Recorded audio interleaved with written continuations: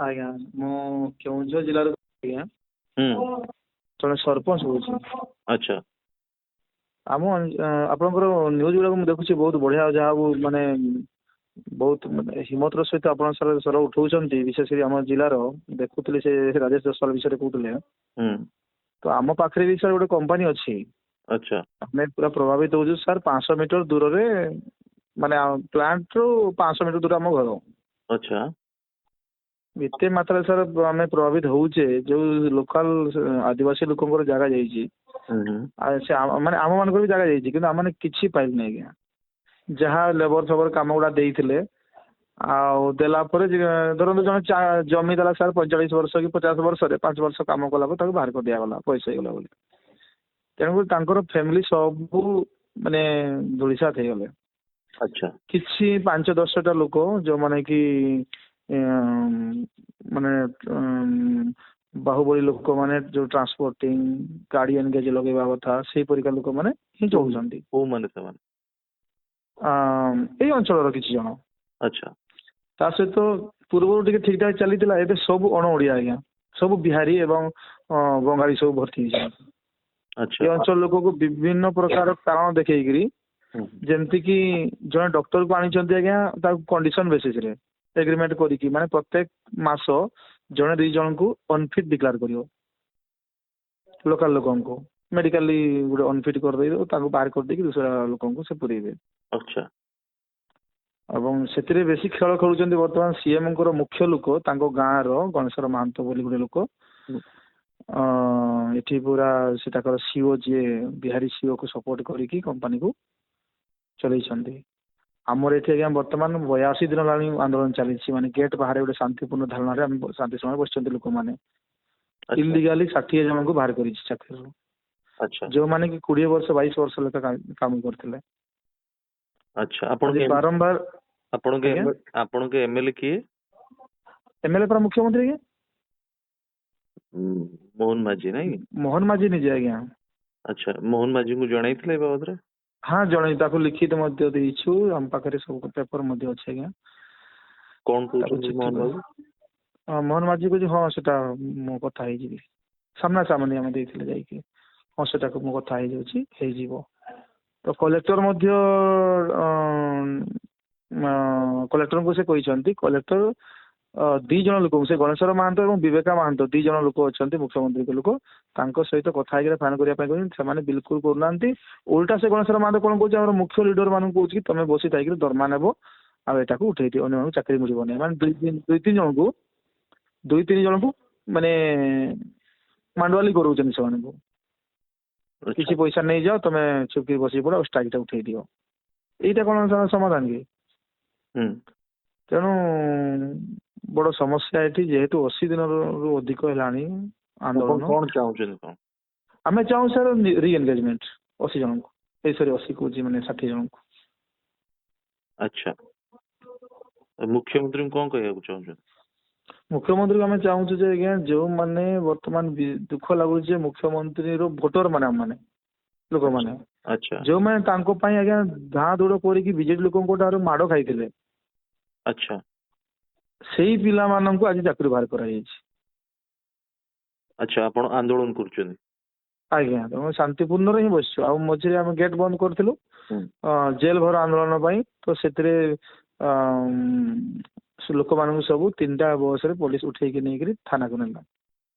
ତ ଥାନାକୁ ଗଲା ପରେ ସେଠି ପୁଣି କଲେକ୍ଟର ଡାକିଲେ, କଲେକ୍ଟର ସହିତ କଥାବାର୍ତ୍ତା ହେଲା ପରେ ସେଇ ଗଣେଶ୍ୱର ମହାନ୍ତ ଏବଂ ବିବେକ ମହାନ୍ତ ଥାନାରେ ପହଞ୍ଚିଲେ, କଥା ହେଲେ କି 7 ଦିନ ଭିତରେ ସମାଧାନ ହେବ, କିନ୍ତୁ ତାହା ମଧ୍ୟ ହେଲା ନାହିଁ। ପୁଣି ଆମେ ଲେବର କମିଶନର ଭୁବନେଶ୍ୱରରେ ଆଜ୍ଞା 3 ଦିନ ସେ ଥଣ୍ଡା ଶୀତ କାକରରେ ସେ ଶୋଇକି, ମାନେ ଥଣ୍ଡା ଶୀତରେ ବସିକି ତାଙ୍କର ସେ ଗେଟ୍ ସାମ୍ନାରେ ଧାରଣା ଦେଲୁ। ଆଚ୍ଛା ଗେଟ୍ ବନ୍ଦ କରିକି 3 ଦିନ। ତ ଶ୍ରମ ମନ୍ତ୍ରୀ ମଧ୍ୟ କହିଲେ କି ନାଇଁ ହେଇଯିବ। ଶ୍ରମ ସଚିବ, ଲେବର କମିଶନର ସମସ୍ତେ ସାର୍ ଉପସ୍ଥିତିରେ ସେମାନେ କହିଲେ ଯୋଉମାନଙ୍କୁ ବାହାର କରାଯାଇ ସମସ୍ତଙ୍କୁ ଚାକିରିକୁ ନିଆଯିବ। ଓକେ। ତାଙ୍କର କଥାକୁ ମଧ୍ୟ ଆଜ୍ଞା ଇଏ କମ୍ପାନୀ ଶୁଣୁନାହିଁ। ଆଚ୍ଛା ତେଣୁ ମୁଖ୍ୟମନ୍ତ୍ରୀ ତ ଚାହିଁଲେ ସାଙ୍ଗେ ସାଙ୍ଗେ କଥାଟା ସମାଧାନ ହେଇଥାନ୍ତା। ସମାଧାନ ହେଇଯିବା କଥା ଆଜ୍ଞା, ସେ ଯୋଉମାନଙ୍କୁ ଦାୟିତ୍ୱ ଦଉଛନ୍ତି ସେମାନେ କରୁନାହାନ୍ତି।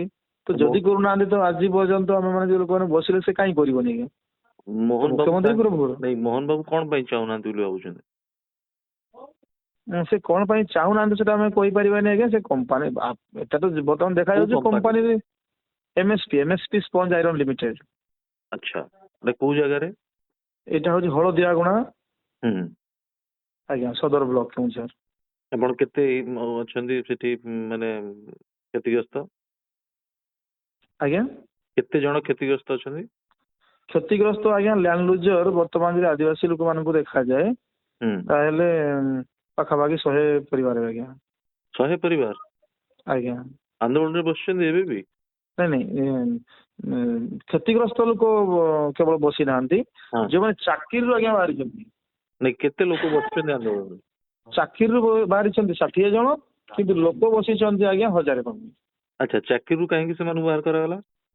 ସେମାନେ ଆଜ୍ଞା ଗୋଟେ ଟ୍ରେଡ୍ ୟୁନିୟନ ଯୋଉ ପ୍ଲାଣ୍ଟ ଥାଏ, ସେମାନଙ୍କୁ ଯିଏ ଟିକେ କଥାଟା କହିଦେଲା ତାଙ୍କୁ ବାହାର କରିଦେଲା। ଆଚ୍ଛା।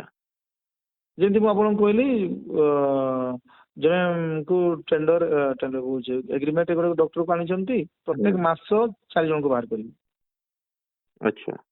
ଅନଫିଟ୍ କରିକି। କିନ୍ତୁ ସେ ଲୋକମାନେ ଯେତେବେଳେ ସମ୍ ହସ୍ପିଟାଲ ଯାଉଛନ୍ତି ଆଜ୍ଞା ଚେକ୍ କରୁଛନ୍ତି ହେଲ୍ଥ, ସେଥିରେ ଫିଟ୍ ସାର୍ଟିଫିକେଟ ନେଇକି ଆସୁଛନ୍ତି। ଓକେ। ଏ ଟ୍ରେଡ୍ ୟୁନିୟନ କିଏ ଚଲଉଛି? ଟ୍ରେଡ୍ ୟୁନିୟନ ସାର୍ ଭାରତୀୟ ମଜଦୁର ବିଏମଏସ୍ ଅଧୀନରେ କାମ କରୁଛି। କିଏ ତାର ମୁଖ୍ୟ କିଏ? ମୁଖ୍ୟ ହଉଛନ୍ତି ସାର୍ ଶାନ୍ତନୁ ମହାପାତ୍ର ହଉଛନ୍ତି ସଭାପତି। ଆଚ୍ଛା। ଜାଣିଥିବେ ଶାନ୍ତନୁ ମହାପାତ୍ରଙ୍କୁ। ହୁଁ।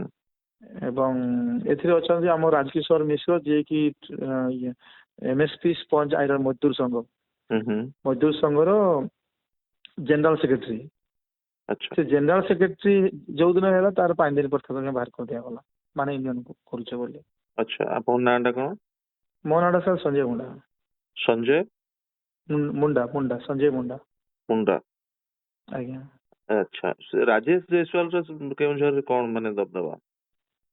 ରାଜେଶ ଜୟସୱାଲ ସାର୍ ଏପଟକୁ ସେ ପହଞ୍ଚିନି ଆମ ଏରିଆକୁ, ମାନେ ଯେହେତୁ ଏଟା ହଉଛି ଆମର ସଦର ବ୍ଲକରେ ଯାଉଛି, ସେ ବିଶେଷ କରି ଟାର୍ଗେଟ କରୁଛି ଆପଣଙ୍କୁ କହିବା ଅନୁସାରେ ଯେତିକି ମାଇନ୍ସ ଅଛି ଆଜ୍ଞା ସେପଟେ ଯୋଉ ଯୋଡା ବଡବିଲ ଏରିଆରେ, ଯୋଡା ବ୍ଲକ ହେଲା କି ଯୋଡା ବ୍ଲକ ଏବଂ ବଡବିଲ ଚମ୍ପୁଆ, ଏଇ ବେଲ୍ଟରେ ଆଜ୍ଞା ମ୍ୟାକ୍ସିମମ୍ ମାଇନ୍ସ ପ୍ଲାଣ୍ଟ ଅଛି।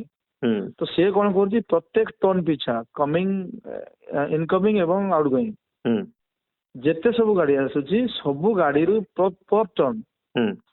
ପର ଟନ ସେ ମାନେ 60 ଟଙ୍କା ପାଖାପାଖି କଣ ଚାର୍ଜ କରୁଛି ବୋଲି ଯାହା ମୁଁ ବିଶେଷ ଜାଣୁଛି, କିନ୍ତୁ ଅଧିକ ଥାଇପାରେ। ଆଚ୍ଛା। ପର ଟନ ତ ହଜାର ଟନ ଆଜ୍ଞା ଯାଉଛି, ମାନେ ହଜାର ଟନ ଡେଲି ଯାଉଛି। ମାନେ ଗୋଟେ ଟଲରରେ ଆଜ୍ଞା କେତେ ଟଙ୍କା ଯାଉଥିବ ମାଲ? 43 ଟନ। ଗୋଟେ ଟଲର ଯଦି ଯାଉଛି 43 ଟନ, ତାହେଲେ 43 ଟନ ଇଣ୍ଟୁ 60 ଯାହା ହବ ଆଉ। ଆଚ୍ଛା। ତ ତାହେଲେ କେତେ କେତେ ଗାଡି ଆଜ୍ଞା ଯାଉଛି, ମାନେ ସେପଟେ ଆପଣ ଦେଖନ୍ତୁ କୋଇଟା ସେକ୍ଟର ପର୍ଯ୍ୟନ୍ତ। କୋଇଟା ସେକ୍ଟର ଏପଟେ ମାନେ ଯାଏ ଟ୍ରେନ, ପୁଣି ଟ୍ରେନରେ ବି ଯାଉଛି ଆଜ୍ଞା। ଟ୍ରେନ ବି ଯାଉଛି, ତେଣୁକରି କମ୍ପାନୀ ଯେତେ ଟନ ମାଲ ବାହାର କରିବ ସବୁଥିରୁ ତାର ପରସେଣ୍ଟେଜ ଅଛି ଆଜ୍ଞା। ଆଚ୍ଛା।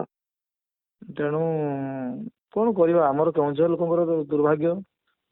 ଏବେ ମୋ ପଞ୍ଚାୟତରେ ଆଜ୍ଞା ଏଠି ସବୁ ଟିବି ପେସେଣ୍ଟ, କିଡନୀ ପେସେଣ୍ଟ ଭୟଙ୍କର ରୋଗରେ ମରୁଛନ୍ତି। ଛେଳି ମାନେ ବର୍ତ୍ତମାନ ସେମାନେ ଛେଳି ମାନଙ୍କର ରୋଗ ବର୍ତ୍ତମାନ ଯୋଉ ଘାସ ଖାଉଛନ୍ତି ଆଜ୍ଞା, ଘାସରେ ପୁରା ଗୋଟେ ସ୍ତର ପଡିଯାଇଛି, ପୁରା କଳା ବ୍ଲାକ ସ୍ତର ଗୋଟେ ପଡିଯାଉଛି।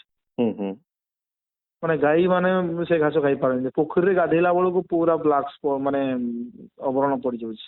ଆପଣ ସରପଞ୍ଚ ଅଛନ୍ତି ସେଠି ନା? ଆଜ୍ଞା ଆଜ୍ଞା। କୋଉ ପଞ୍ଚାୟତର? ଗୋବର୍ଦ୍ଧନ ପଞ୍ଚାୟତ। କୋଉ ପଞ୍ଚାୟତ? ଗୋବର୍ଦ୍ଧନ ଗୋବର୍ଦ୍ଧନ ପଞ୍ଚାୟତ ଆଜ୍ଞା। ତେଣୁ ଜିନିଷଟା କଣ ହଉଛି, ଆମେ ଲିଡିଂ ନେଲା ବେଳକୁ ଆଜ୍ଞା କଣ କରୁଛି କମ୍ପାନୀ, ଯେ ନା ସରପଞ୍ଚ ଆମକୁ ହଇରାଣ କରୁଛି ବୋଲି ସେ କହୁଛି। ତେଣୁ ଆପଣ କାହା ସହିତ ଅଛନ୍ତି, କମ୍ପାନୀଙ୍କ ସହିତ ନା ଲୋକଙ୍କ ସହିତ? ଆମେ ଲୋକଙ୍କ ସହିତ ଆଜ୍ଞା। ଆଚ୍ଛା, ମୋହନ ମାଝୀ ଉପରେ ଭରସା ଅଛି ଆପଣଙ୍କର? ମୋହନ ମାଝୀ ଉପରେ ଆଜ୍ଞା ଭରସା କହିଲେ, ଯଦି ଭରସା ଥାନ୍ତା ତ ଆଜ୍ଞା ବର୍ତ୍ତମାନ 80 ଦିନ ଆମକୁ ବସାନ୍ତା ନାହିଁ। ଆଚ୍ଛା। ଆମେ ଆଶା କରିଥିଲୁ ଆମ ମୁଖ୍ୟମନ୍ତ୍ରୀ, ଏ ଅଞ୍ଚଳର ମୁଖ୍ୟମନ୍ତ୍ରୀ, ମୋ ପଞ୍ଚାୟତରେ ଆଜ୍ଞା ଗୋବର୍ଦ୍ଧନ ପଞ୍ଚାୟତ, ତା ପଞ୍ଚାୟତ ହଉଛି ରାଇକଳା ପଞ୍ଚାୟତ, ମାନେ ମୋର ପଡୋଶୀ ପଞ୍ଚାୟତ ସେଟା। ଆଚ୍ଛା। ତେଣୁ ଦୁଃଖର ବିଷୟ ହେଉଛି ସେଇଟା କିଛି ମାନେ ଲୋକମାନଙ୍କର କଥାକୁ ଆଜି ପର୍ଯ୍ୟନ୍ତ ଶୁଣି ସେ କହୁଛି ହଉ ବସିଥାନ୍ତୁ ଆଉ କିଛି ଦିନ ହୁଁ ଏଇ ଆକାରରେ ଆଜ୍ଞା ତାଙ୍କର ଇଏ ରହୁଛି। ତେଣୁ କେବଳ ଏଇ ଗୋଟେ କମ୍ପାନୀ ଆଜ୍ଞା ହୁଁ। ଏଠି ଆଉ ଗୋଟେ କମ୍ପାନୀ ଅଛି ଏସ୍ଏଲ୍ ରେ ପୁଣି 100 ଜଣଙ୍କୁ ବାହାର କରିଛି ଆଚ୍ଛା ଏସ୍ଏଲ୍ ପ୍ଲାଣ୍ଟରେ ଆଜ୍ଞା। ସେମାନେ ବି ତେଣୁ ଆନ୍ଦୋଳନ କରୁଛନ୍ତି। ହଁ ସେମାନେ ଆନ୍ଦୋଳନ କରୁଛନ୍ତି। ଆନ୍ଦୋଳନ କଲା ପରେ ଏସଡିପିଓ ସେଟାଙ୍କର ଏସଡିପିଓ ସେଟା ଆକ୍ଚୁଆଲି ଯାଉଛି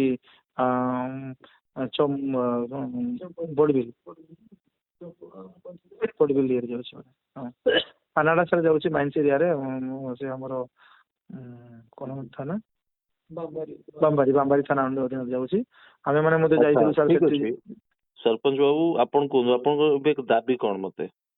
ଆମ ଦାବି ଆଜ୍ଞା ଯୋଉମାନଙ୍କୁ ବାହାର କରିଛି 60 ଜଣଙ୍କୁ ହୁଁ ଇଲିଗାଲି ଟର୍ମିନେଟ୍ କରିଛି ହୁଁ ଇଲିଗାଲି ଟର୍ମିନେଟ୍ କରିଥିବା ଶ୍ରମିକ ମାନଙ୍କୁ ପୁନଃନିଯୁକ୍ତି ଦିଆଯାଉ।